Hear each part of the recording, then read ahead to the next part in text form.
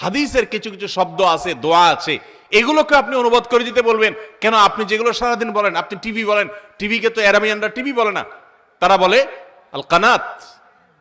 আপনি কম্পিউটার বলেন, তারা বলে আলাতুল হাসুব। আপনি হসপিটাল বলেন, ওরা বলে মুস্তাশফা। আপনি সারা দিন ইংরেজি শব্দ যে অনবরত আওড়াচ্ছেন, আপনি এই সংস্কৃতি থেকে বদলানোর জন্য কোনো উদ্যোগ নিচ্ছেন না।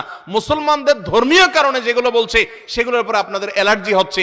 এই মানুষগুলো আমাদের এই সমাজে এতটাই নিগৃহীত, এতটাই ঘৃণিত, এই মানুষগুলার সপক্ষ অবলম্বনকারী এদেশে শতকরা 1%ও নাই।